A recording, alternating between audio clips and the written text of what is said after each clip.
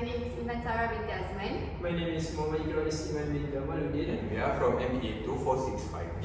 So we are going to present about bioanalysis, and the company that we decided to have a research on is Coca-Cola. So next we go to a little bit of history of Coca-Cola, which is as we all know that Coca-Cola is a brand of carbonated soft drinks known for its extensive product line, global appeal and presence. The main brand of carbonated beverages is a worldwide player that sells in over 200 countries. In addition, it has a global distribution network that allows it to operate a global system in collaboration with its bottling partners. So, the company's primary demographic is the millennial generation, and it has always advertised itself as a youth brand. So, Coca-Cola has over 500 brands, including $22 billion names. So next, we go to RIO framework. So firstly, what is RIO? RIO is a framework used for analyzing the competitive potential of any resource. So it is actually an acronym that stands for 4 important questions to be asked regarding the competitive potential of any resource. So firstly, we go to V. It stands for value. So how value is the resource available? R stands for rarity, which is how value rare is the resources. I stand for imitability, which is how easy it is to imitate the resources. And O stands for the organization, which is the organization competent to manage the resource. Okay, so we go to the bioanalysis. So the first resources is track record of project execution. So for the value, yes, especially in an industry where there are frequent cost overrun. For the rarity, it is also yes. This is because, especially in the segment that Coca-Cola operates in. For the imitation, yes, none of the competitors so far has been able to imitate this expertise. And lastly, organization, yes, company successful as it is. As for the next resources, is marketing expertise within the Coca-Cola. So for the value, yes, firms are competing based on differentiation in the industry. For the rarity, sadly, it is a no. This is because as the most of the competition, also have decent marketing know-how. As for the imitation, pricing strategies are often matched by the competitors. Lastly, for the organization, yes. This is because the firm is leveraging its in-house expertise. So next, we go through ability to attract talent in various local and global markets. Okay, so for the value, yes, Coca-Cola strategy is built on successful innovations and localization of products. These resources also considered as fresh because talent is critical to firms' growth. Okay, as for the imitation, yes, it is hard for other competitors to imitate these resources of the Coca-Cola, while for the organization, to a large extent, yes, the organization competent to manage the resources. Furthermore, for the next resources, which is intellectual property rights, copyrights, and trademarks, are also the resources of the Coca-Cola. Okay, so for the element of value, yes, they are extremely valuable, especially to prevent competition, while for the element of rare, it is also yes. This is because the intellectual property rights and other rights are rare and competition cannot copy it. For the imitation, risk of imitation is low, but given the margins in the industry disruption, chances are high. Okay, for the organization, so far the firm has not utilized the full extent of its IPR and other properties. And then lastly, for the resources, customer network and loyalty. So for the value, yes, this is because 23% of the customers contribute to more than 84% of the sales revenue.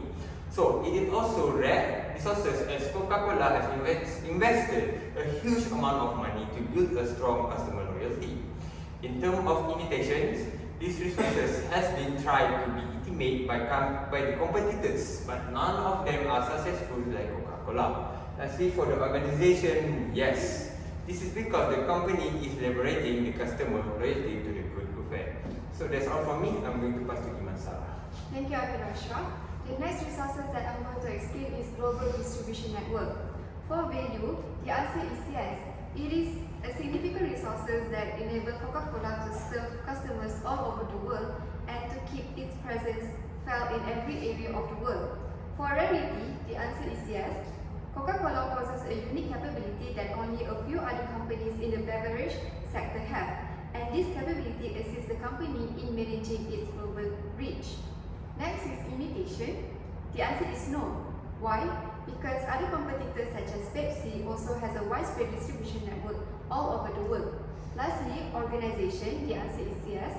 Coca-Cola has effectively utilized its enormous global distribution network, which provides daily service to 1.7 billion products. The last resources is secret formula. For value, the answer is yes.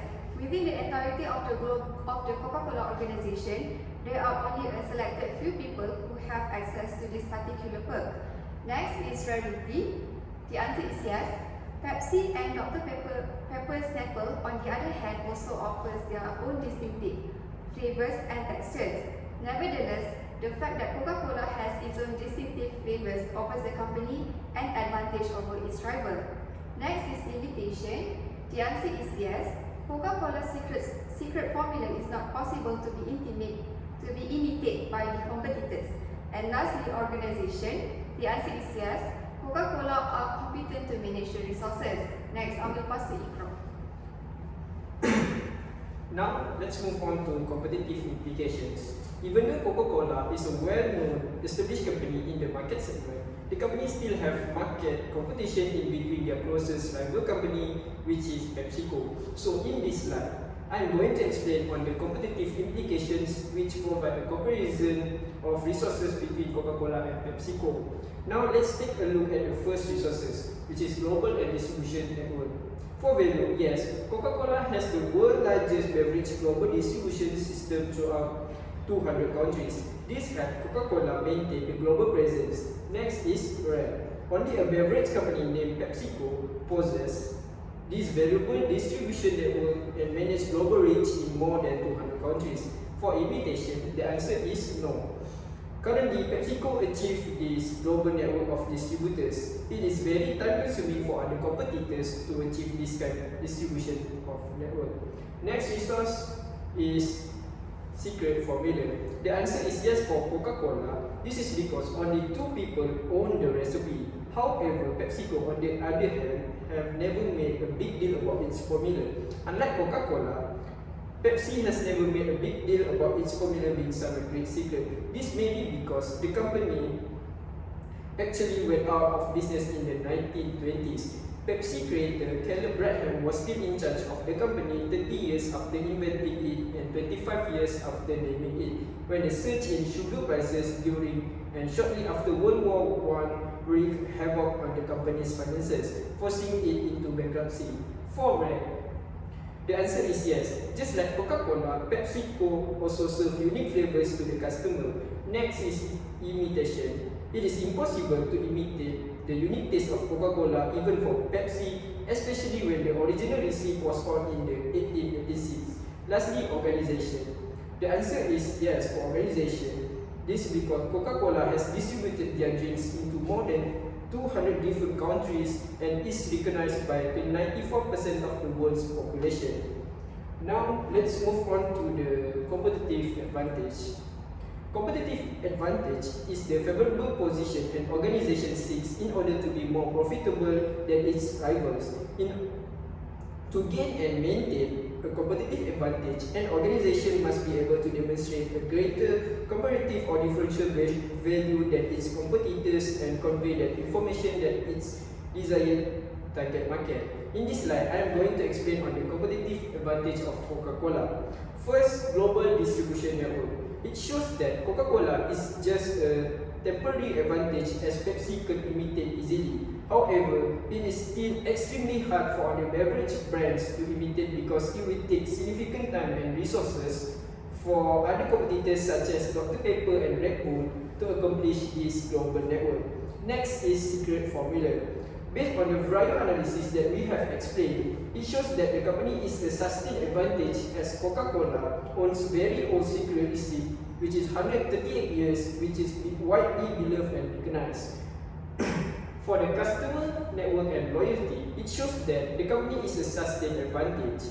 As a highly popular beverage brand, it enjoys superior customer loyalty. Several of the beverage brands where Coca-Cola have acquired market leading positions based on their popularity. Apart from its pricing strategy, large product range and diverse flavors have helped it acquire a large customer base and retain its popularity.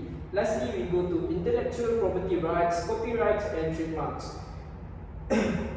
It shows that Coca-Cola have a temporary advantage.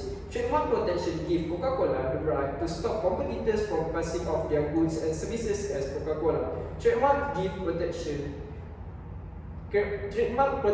gives Coca-Cola the right to stop competitors from passing off their goods and services for any damage Coca-Cola may suffer as a result of this unfair competition. For example, Coca-Cola company owns a patent on a method of making barrier-coated plastic containers. Obviously, no one has the exclusive right to make plastic containers, but Coca-Cola has the exclusive right to use the particular method of making those containers that they describe in their patent. Now, I pass to Iman Salah. Next, I'm going to explain on the country recommendation that Coca-Cola should be penetrated for performance improvement. Based on the research that we have made, as for now, Coca-Cola brand has sold to almost 200 countries in the world except Cuba and North Korea.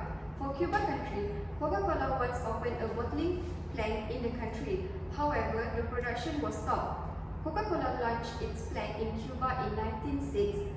2 years later, in 1962, the Cuban Revolution started and the production of Coca-Cola was stopped. Cancer's government seized the asset of foreign companies, so production of Coca-Cola was banned, and since then, Coca-Cola was ceased trade and stopped doing business with the country. Although the US and Cuba restored their diplomatic relations in 2015, the US continues to impose tough sanctions including commercial embargo on Cuba. However, even though Coca-Cola cannot directly refresh Cuba, people in Cuba can easily find red and white cans and bottles across the city, especially in its capital, Havana. Also, from a street cart to a supermarket, Coca-Cola is available. However, they are not directly from the US, as most of them are from Mexico and manufactured in Mexico, but the price can be a little pricey than other local beverages. In our opinion, Coca-Cola has developed a global distribution network. Therefore, the corporation is no longer required to negotiate entry into the Cuban market.